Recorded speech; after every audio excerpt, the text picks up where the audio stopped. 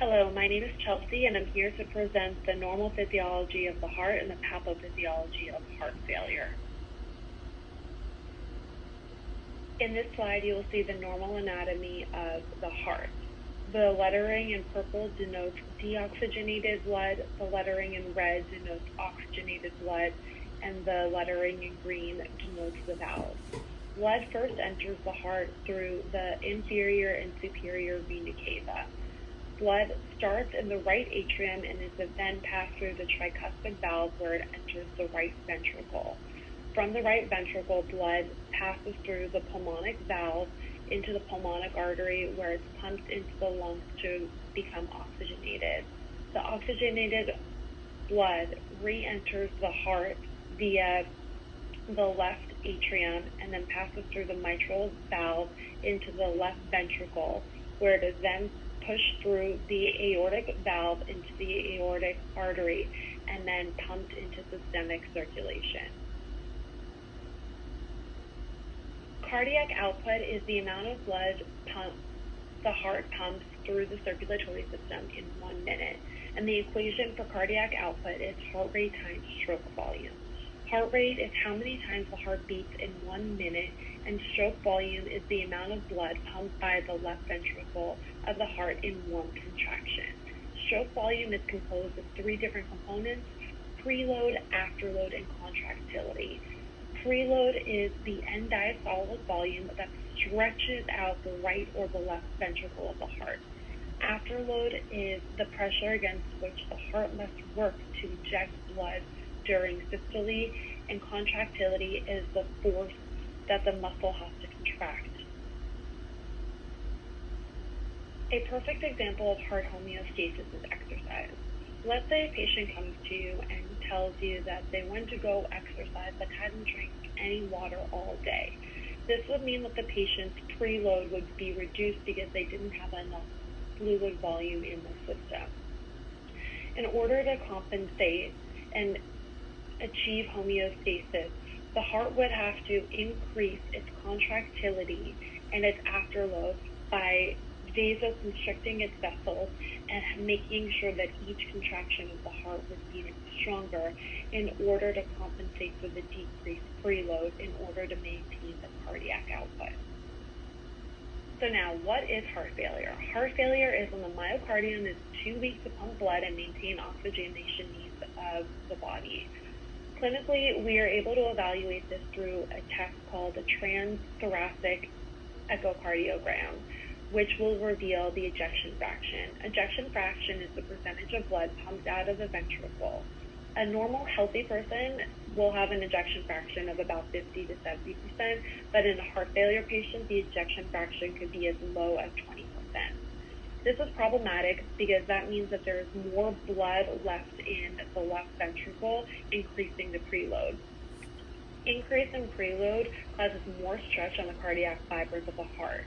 In the normally functioning heart, the Frank-Starling curve states that the more stretch on the heart, the more contractility. But in heart failure, the heart is so weak that it can't contract forcefully. When the heart can't keep up with the pumping action, the neurohormonal system is activated to help pump the extra volume. There are 4 components to the system. The first is the sympathetic nervous system that when blood flow in the aorta is decreased, the baroreceptor sense it and stimulate the release of epinephrine and norepinephrine that will increase heart rate, contractility, and cause vasoconstriction.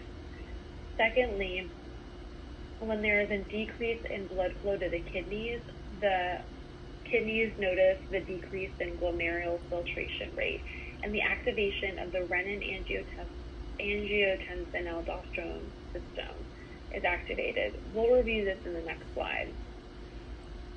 Also, a decrease in perfusion to the kidneys is noticed in the juxtaglomerular apparatus, and this will cause the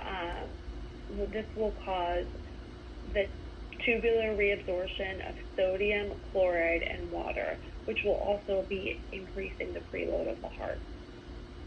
Lastly, antidiuretic hormone will be secreted when the hypothalamus stimulates the posterior pituitary gland to make antidiuretic hormone. As heart failure progresses, the continued activation of the full compensatory system keeps on telling the heart to beat faster, beat faster and stronger with the extra fluid on board. The heart will continue to stretch due to its inability to move the volume. The heart will then release two peptides, the first atrial natriuretic peptide and then brain natriuretic peptide that can be detected in blood tests.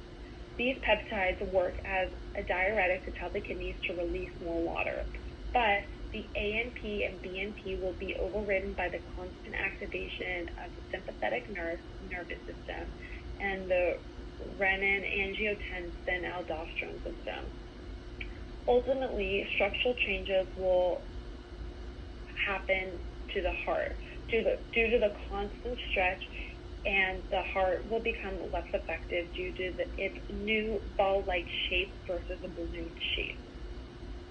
Under normal conditions, the compensatory mechanisms help maintain cardiac output, but in the already weakened heart, the increase in preload and afterload only weaken the heart.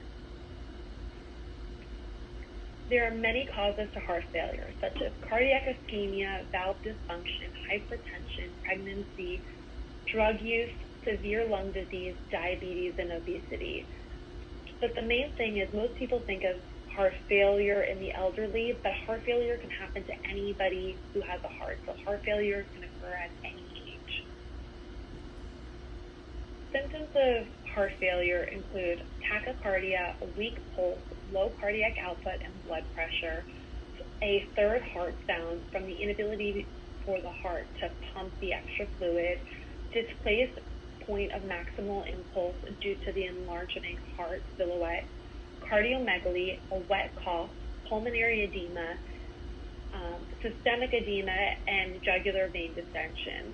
The majority of these symptoms are all attributed to the fact that the heart is not able to pump the extra fluid, so the blood becomes stagnant in different areas of the body. ACE inhibitors are the gold standard for heart failure treatment due to their ability to stop the body's compensatory mechanism in the setting of heart failure.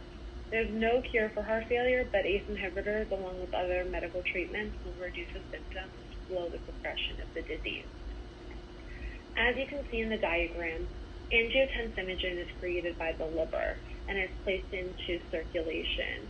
When the body senses a decreased perfusion in the juxtaglomerular apparatus, renin is released to convert angiotensinogen into angiotensin 1. In the normal pathway, angiotensin 1 is converted in the lungs to angiotensin 2, and angiotensin 2 has multiple effects on the system, such as sympathetic activity with the release of epinephrine and norepinephrine, aldosterone secretion, causing tubular sodium and chloride reabsorption with potassium excretion and water retention, arterial vasoconstriction, which will increase the afterload, and the release of antidiuretic hormone, which will increase the preload. These are all compensatory mechanisms to help maintain cardiac output. But as we explained in the previous slide, these compensatory mechanisms are problematic and only will increase the downward spiral involved in heart failure. So that's when the addition of an ACE inhibitor will really help these patients. The ACE inhibitor stops the conversion of the angiotensin 1 to angiotensin 2, so we don't get all of these compensatory mechanisms. Other medical treatments for heart failure include digoxin, which is a positive inotrope and helps the heart contract stronger, beta blocker, which slows down heart rate to increase ventricle filling time, diuretics such as Lasix, spirulactone, and Bumex, which help reduce volume and decrease preload, dobutamine, which helps the heart beat stronger. Anticoagulants are used when the ejection fraction is so low that blood remains stagnant in the ventricles, leading to clot formation. An intra-aortic balloon pump is used in advanced stages of heart failure and uses counterpulsation to help increase the blood flow to the coronary arteries and also systemic circulation. Also, a left ventricular assistive device is a pump that is surgically implanted for patients in end-stage heart failure. This helps replace the functioning of the left ventricle to pump blood to the rest of the body. Lastly, when the heart is unable to perform its normal function, a heart transplant is required.